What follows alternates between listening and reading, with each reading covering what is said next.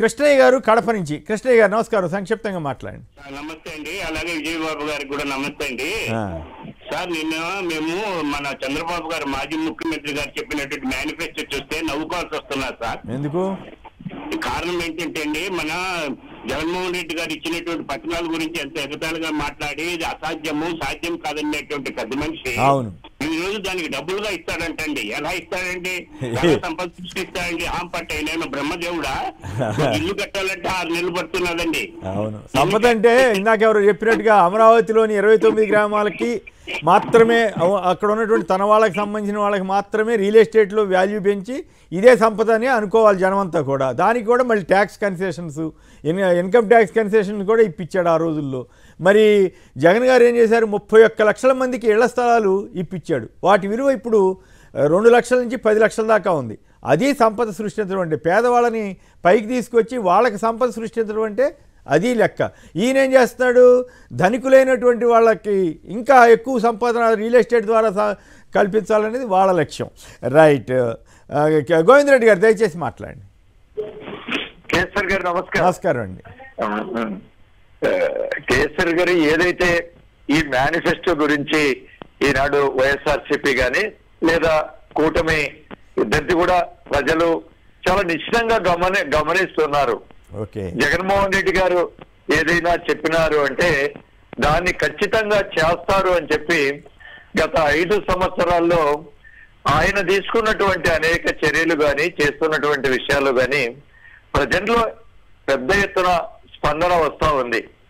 మేము ఏ గ్రామానికి వెళ్ళినా ఏ ఇంటి తలుపు తట్టినా కూడా అన్న మాకు ఇవన్నీ కూడా ఈ మేలు జరిగినాయి అని చెప్పి, మీరు అన్నట్టుగా ప్రతి మేలు వెనక కూడా ఇది ఏదో ఒక ఫ్రీబీస్ ఇచ్చేటట్టుగా కాకుండా దాని వెనక ఒక పరమార్థం ఉంది. ఏ విధంగా విద్యలో గాని, వైద్యంలో గాని, లేకపోతే సామాజిక న్యాయంలో గాని, వ్యవసాయంలో గాని, మహిళా సాధికారికత గాని, ఈ 5 ప్రధాన రంగంలో ముఖ్యమంత్రి గారు తీసుకున్నటువంటి చర్యల వల్ల పెద్ద ఫలితాలు ప్రజా జీవితాల్లో గాని, సమాజంలో గాని ఈనాడు కనపడుతూ ఉన్నాయి.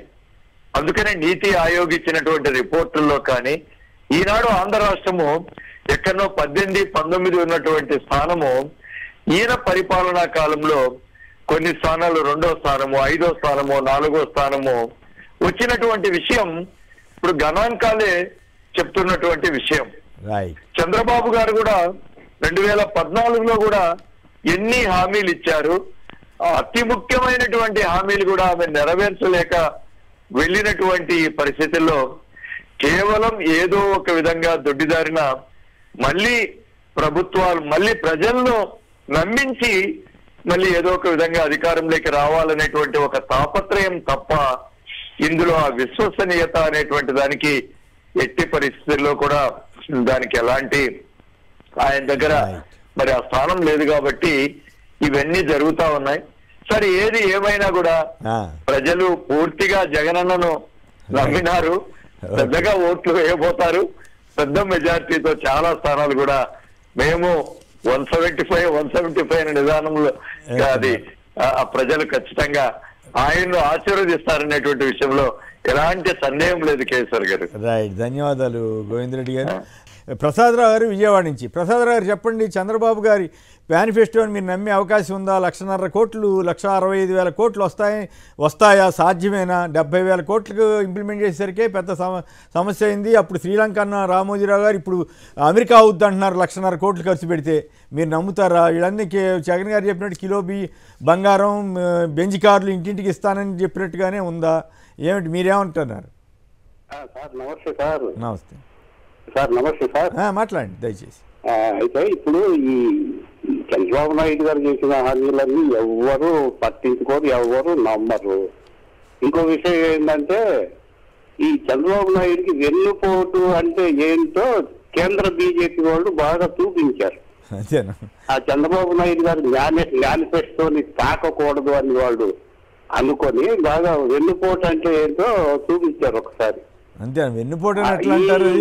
వాళ్ళు నీ దరిద్రం మీ మేనిఫెస్టో కిందసారి కాదు ఈ విషయంలో జగన్ గారు సక్సెస్ అయినట్లు. ఎందుకంటే ఆయన రోజు చూపిస్తున్నాడు కదా, ఢిల్లీ నుంచి మోడీ గారిని కూడా తీసుకొచ్చి ఆయన ఫోటో వేశారు, ఇగో వీళ్ళు ముగ్గురు కలిసి మళ్ళీ మోసం చేయబోతున్నారని చెబుతున్నాడు కదా. ఆ దెబ్బకి ఇది బీజేపీ వాళ్ళు దిగొచ్చి ఈ దరిద్రం మనకెందుకని చెప్పి వాళ్ళు మా ఫోటో పొరపాటున చేసుకోవద్దని మోడీ గారు చెప్పాడంట. దెబ్బకి ఈయన దిగొచ్చారు, అది జరిగింది. తర్వాత సతీష్ గారు రాజమండ్రి నుంచి. సతీష్ గారు నమస్కారం, మాట్లాడండి. హలో, మాట్లాడండి సంక్షిప్తంగా. సార్ అందరికి నమస్తే అండి. నమస్తే సార్. ఇప్పుడు జగన్ గారు అన్ని వస్తున్నారు, ఇందులో ఏమీ లేకుండా లేదు. వైద్యం, విద్య, ఆరోగ్యం మనకు కావాల్సింది అదే. ఎలాంటి మనిషికైనా అన్ని మనకి కరెక్ట్ గా జరిగినప్పుడు నీకు బాబు గారు ఇచ్చింది స్పెషల్ ఏముంది? ఆ రోజు డిఎస్సి తీసాడు, మనం జగన్ గారు ఇచ్చారా ఉద్యోగాల వాళ్ళకి? మరి అయ్యి కూడా చెప్పుకోవాలి కదా మనం. అవును, మన లాస్ట్ టైం ఇచ్చారు కదా, ఇదైతే నంబరు. అవును, జగన్ గారు ఇచ్చారు. 98 నాటి వాళ్ళకి కూడా ఇచ్చాడు ఈయన జగన్ గారు. వాళ్ళు కూడా మనం ఇచ్చాడు. ఇబ్బంది ఏమీ లేదు సార్. ఇప్పుడు మరి ఎంతమందిని కోవిడ్ టైంలోని జనం నమ్ముతారా లేదా అనేది చెప్పండి. జనం నమ్మే అవకాశం ఉందా? చంద్రబాబు గారు జనం నమ్మే అవకాశం లేదు సార్. ఇప్పుడు ఏంటంటే ఒక సింహం ముసలిదైపోయి గుహలో కూర్చుని బంగారు కడియం బయట చూసారా? Right, okay, right, okay, time అయిపోయింది.